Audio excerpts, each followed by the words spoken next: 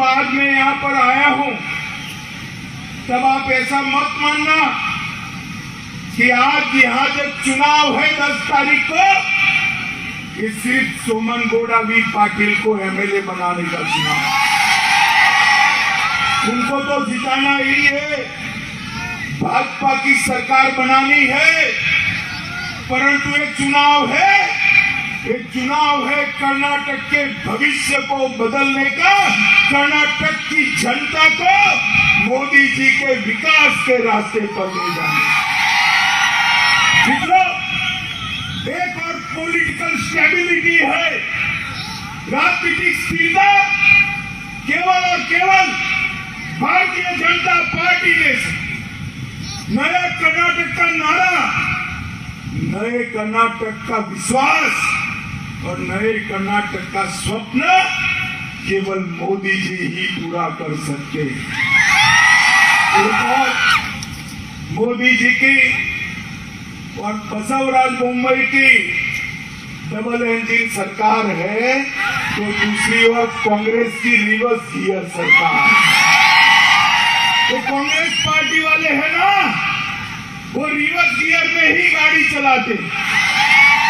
भाजपा वाले जो विकास कर जाते हैं, कांग्रेस वाले रिवर्स गियर कर वहीं के वहीं ला देते। मैं आपको उदाहरण देना चाहता हूं, अभी हमने आरक्षण के अंदर, रिजर्वेशन के अंदर बहुत बड़ा बदलाव किया। ये हमारे यत्नाल जी मेरे पीछे पड़ गए थे, मेरे घर पर आए कि अन्याय हो रहा है, मुस्लिम रिजर्वेशन क्यों? धर्म के आधार पर संविधान किसी को रिजर्वेशन की अनुमति नहीं देता। मगर कांग्रेस पार्टी ने वोट बैंक के आधार पर वोट बैंक प्राप्त करने के लिए मुस्लिम रिजर्वेशन किया था। भारतीय जनता पार्टी की सरकार ने 4% मुस्लिम रिजर्वेशन को कैंसल कर लिंगायत, भोकलिगा, तलवारा परिवार और दलित समाज सबके आरक्षण में बढ़ोतरी की बढ़ाया। मुझे बताओ भाई, ये अच्छा किया या बुरा किया? जोर से बोलो, अच्छा किया या बुरा किया? ये रिजर्वेशन बढ़ा हुआ रहना चाहिए या नहीं रहना चाहिए? ये कांग्रेस के अध्यक्ष कहते हैं कि हमारी सरकार आएगी और सरकार आने के बाद फिर से मुस्लिम रिजर्वेशन दे देंगे और लिंगायत, वोकलिगा, एससी और एसटी का कम कर देंगे। ऐसा करना चाहिए भाई? जरा बोलो, करना चाहिए? करना चाहिए? आप चिंता मत करो, कांग्रेस की सरकार भी नहीं आनी है और रिजर्वेशन कम भी नहीं है। भारतीय जनता पार्टी बहुत स्पष्ट रूप से मानती है कि आरक्षण पर पिछड़े समाज का अधिकार है, दलितों का अधिकार है, आदिवासियों का अधिकार है, और लिंगायत और वोकलिगा को जो आरक्षण हमने बढ़ाया है वो कभी खत्म नहीं होने देंगे कांग्रेस वालों, कभी खत्म नहीं। माताओं, भाइयों, बहनों, ये रिवर्स गियर सरकार, हमने आरक्षण बढ़ाया आपका, ये कह रहे हैं हम आरक्षण कम कर देंगे। हमने पीएफआई पर बैन लगाया, पूरे कर्नाटक के अंदर हिंसा का तांडव करते थे पॉपुलर फ्रंट वाले। भारतीय जनता पार्टी के नेता नरेंद्र मोदी जी ने इस पर बैन लगा दिया। मुझे बताओ भाई, बीजापुर वालों, बैन लगाया, अच्छा किया या बुरा किया? जोर से बोलो, अच्छा किया या बुरा किया? ये सिद्धरामैया मुख्यमंत्री थे, उन्होंने सारे पीएफआई वालों को छोड़ दिया। भारतीय जनता पार्टी की सरकार ने चुन चुन कर फिर से जेल में डालने का काम किया है। अभी रिवर्स गियर की सरकार कहती है कि हम आएंगे तो पीएफआई पर से बैन हटा लेंगे। भाई हटाना चाहिए बैन, हटाना चाहिए। तो पीएफआई जो है ये पूरे कर्नाटक के लिए खतरे की घंटी है, खतरे की घंटी है।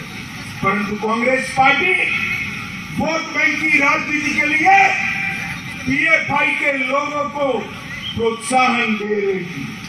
मैं कर्नाटक वालों को कहने आया हूं कि आप चिंता मत करिए, पीएफआई का बैन नहीं हटने वाला है। मोदी जी के शासन में कर्नाटक की सुरक्षा जस की तस रहने वाली। माताओं, भाइयों, बहनों, उरी पर हमला हुआ, पहले मनमोहन सोनिया की सरकार थी। वो सरकार हर रोज पाकिस्तान से आलिया, मालिया, जमालिया आते थे और हमला कर कर चले जाते थे। मगर मनमोहन सिंह जी में जरा भी हिम्मत नहीं थी कि उसके खिलाफ आवाज निकाले। मोदी जी की सरकार आई, कश्मीर पर हमला किया, 10 ही दिन में सर्जिकल स्ट्राइक और एयर स्ट्राइक कर पाकिस्तान के घर में घुसकर आतंकवादियों का सफाया करने का काम मुझे बताओ भाई, ठीक किया या नहीं किया? राहुल गांधी कहते हैं आप सबूत लाओ। अरे राहुल बाबा, आप में अकल नहीं है। सबूत क्या देख मांग रहे हो? ये पाकिस्तान वाले छातियां पीट पीट कर रो रहे हैं, यही सबूत है कि वहां क्या हो गया। माताओं, भाइयों, बहनों, हमने स्टेट को सुरक्षित करने के लिए एनआईए का दफ्तर खोला, 14,000 पुलिस कर्मियों की भर्ती की और बेंगलुरु पर ब्लास्ट, डीजी हल्ली, केजी हल्ली जैसी घटनाओं को एनआईए ने जांच कर कल्पित को जेल की सलाखों के पीछे डालने का काम ये भारतीय जनता पार्टी की सरकार ने। धर्मांतरण विरोधी कानून भी भारतीय जनता पार्टी लाई है और धर्मांतरण को रोकने का काम भारतीय जनता पार्टी की सरकार ने किया। अभी अभी यत्नाल जी बता रहे थे कि कांग्रेस के अध्यक्ष ने, अरे सिद्धरामैया ने लिंगायतों का अपमान किया। यत्नाल जी, इसमें आपको नई बात क्या है? इन्होंने निजलिंगप्पा का भी अपमान किया था, इन्होंने वीरेंद्र पाटिल का भी अपमान किया था, इन्होंने येदियुरप्पा जी को भी कुर्सी पर से नीचे उतारने का काम किया था। कांग्रेस पार्टी हमेशा लिंगायतों का अपमान करती रही है और आज हमारे 1-2 नेता वहां चले गए, उनको लगता है कि जीत जाएंगे। मैं कहता हूं हुबली में भी उनको 25,000 से ज्यादा वोट से हारना पड़ेगा। 25,000 से। माताओं, भाइयों, बहनों, ये भारतीय जनता पार्टी देशभक्तों की टोली जैसी पार्टी और दूसरी ओर जेडीएस। मुझे बताओ, गत विधानसभा चुनाव में भी कर्नाटक की जनता ने जेडीएस को 35 सीटें दी। अंत में क्या हुआ? मुख्यमंत्री बनने के लिए कांग्रेस की गोदी में बैठे थे या नहीं बैठे थे? आपके यहां भी लड़ रहे हैं। ध्यान रखना, जरा उनको पूछो कि कांग्रेस के वहां जाओगे या क्या करोगे? ये जेडीएस को वोट देने का मतलब है कांग्रेस को वोट देने का मतलब है पीएफआई से बैन उठाना। भाइयों, बहनों, इस बार जरा भी गलती करे बगैर पूर्ण बहुमत की भारतीय जनता पार्टी की सरकार बनानी है। और मैं आज अपील करने आया, सारे हमारे 3 प्रत्याशी बैठे हैं। मैं आज बीजापुर की जनता को अपील करता हूं कि 8 में से कम 7 सीटें कमल खिलाकर मोदी जी को देने का काम बीजापुर की जनता करेगी। हमने 220 करोड़ की लागत से बीजापुर एयरपोर्ट की स्वीकृति दी, संकेश्वर बीजापुर राज्य राजमार्ग को नेशनल हाईवे घोषित किया, अपर कृष्णा प्रोजेक्ट के फेज 3 के लिए 10,000 करोड़ दिया, मूलवाड़ लिफ्ट इरिगेशन योजना का उद्घाटन कर दिया गया। गन्ना किसानों को कांग्रेस 2100 रुपया प्रति टन FRP देती थी, हमने 2100 से बढ़ाकर 3150 रुपया कर दिया। चूना और अंगूर के किसानों के लिए हिंदी में लाइन बोर्ड और बीजापुर में अंगूर बोर्ड की स्थापना की। सूखा रोग की फसल के नुकसान के लिए किसानों को 10,000 रुपये का मुआवजा दिया। बीजापुर के तोरवी गांव में मेगा कोल्ड स्टोरेज प्लांट बनाया। बीजापुर के 9 स्थानों पर औद्योगिक क्लस्टर विकसित करने का काम किया। बीजापुर में 5 लाख रोजगार सृजित करने के लिए मेगा टेक्सटाइल पार्क स्थापित किया। बीजापुर में नया मेडिकल कॉलेज बनाया। हमारी सरकार ने लंबानी समाज को भूमि के अधिकार दिए और मोदी जी ने लंबाड़ी टांडा को राजस्व रेवेन्यू विलेज में परिवर्तित किया और 52,000 भूमि के कागजात लंबानी परिवार को देने का काम भारतीय जनता पार्टी ने किया। कांग्रेस वालों, मैंने तो एक जिले का ही काम समझाया है।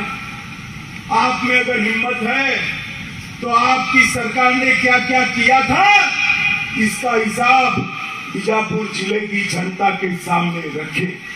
उत्तर कर्नाटक के लिए, कित्तूर कर्नाटक के लिए कलसा बंडूरी परियोजना में 1000 करोड़, कित्तूर कर्नाटक विकास प्राधिकरण बनाया। कित्तूर कर्नाटक के लिए 5,701 करोड़ की सिंचाई योजनाएं चालू की।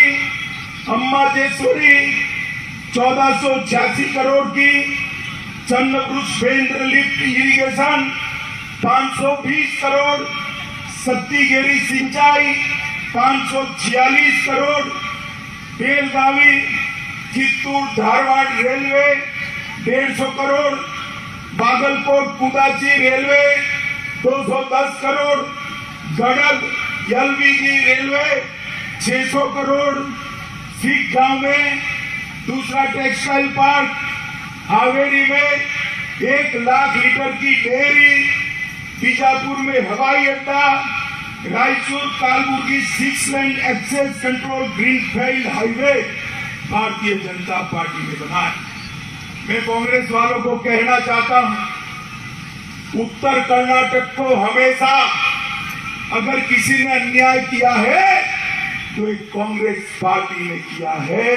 और जब जब भाजपा की सरकार आई, हमारे कित्तूर कर्नाटक के विकास के रास्ते खुल गए। माताओं, भाइयों, बहनों, मोदी सरकार, मनमोहन सिंह सरकार ने 5 साल में कर्नाटक को 94,000 करोड़ रुपया दिया था, सिर्फ 94,000 करोड़। नरेंद्र मोदी सरकार 5 साल में 94,000 करोड़ से बढ़ाकर 2,26,418 करोड़ रुपया देने का काम नरेंद्र मोदी जी ने किया। इसके साथ साथ कर्नाटक के अंदर 4 लाख गरीबों को घर दिया, 43 लाख नए पीने के पानी के कनेक्शन दिए, 48 लाख गरीब माताओं को घर में शौचालय बनाकर दिया। अन्न योजना में 4 करोड़ लाभार्थी को प्रति माह, प्रति व्यक्ति 5 किलो अनाज फ्री ऑफ कॉस्ट मुफ्त में देने का काम किया। 54 लाख किसानों को 15,000 करोड़ रुपया इनके बैंक अकाउंट में ट्रांसफर किया। 37 लाख माताओं को गैस का सिलेंडर दिया। और 1,38,00,000 लोगों को 5 लाख तक का स्वास्थ्य का बीमा देने का काम भी भारतीय जनता पार्टी की सरकार ने किया। माताओं, भाइयों, बहनों, कर्नाटक का अगर कोई विकास कर सकता है तो मोदी जी ही कर सकते हैं। मुझे बताओ, आप लोग, कश्मीर से धारा 370 हटनी चाहिए थी या नहीं हटनी चाहिए थी? जरा जोर से बोलो, कश्मीर हमारा है या नहीं है? जोर से बोलो, है या नहीं है? ये कांग्रेस पार्टी 70 साल से धारा 370 को एक बच्चे की तरह गोदी में खिला रही। 5 अगस्त 2019 को मोदी जी ने धारा 370 को समाप्त कर दिया और हमेशा के लिए कश्मीर भारत का हिस्सा बन गया। माताओं, भाइयों, बहनों, मुझे बताओ, अयोध्या में राम मंदिर बनना चाहिए या नहीं बनना चाहिए? जरा जोर से बोलो, बनना चाहिए या नहीं बनना चाहिए? ये कांग्रेस पार्टी सालों से राम मंदिर को अटका रही थी, लटका रही थी, भटका रही थी। भारतीय जनता पार्टी की सरकार बनी, मोदी जी प्रधानमंत्री बने और एक सुबह वहां जाकर भूमि पूजन कर दिया और हमारे देखते देखते राम मंदिर बनने लगा। बीजापुर वालों, टिकट बुक कर रखना, कुछ ही महीनों में अयोध्या में भव्य श्री राम का मंदिर बनने वाला है। ये कांग्रेस पार्टी कभी भी हमारी सांस्कृतिक स्थानों का सम्मान नहीं कर सकती। भारतीय जनता पार्टी ने हमेशा से सांस्कृतिक पुनरुत्थान की बात की और आगे पर भी करेंगे। मैं आज कर्नाटक की जनता को कहने आया हूं कि इस बार पूर्ण बहुमत की भाजपा सरकार बनाइए। बीजापुर के अंदर 8 में से 7 सीट भारतीय जनता पार्टी को मिलनी चाहिए। मिलेगी क्या? बताइए भाई, मिलेगी? जोर से बोलो, मिलेगी?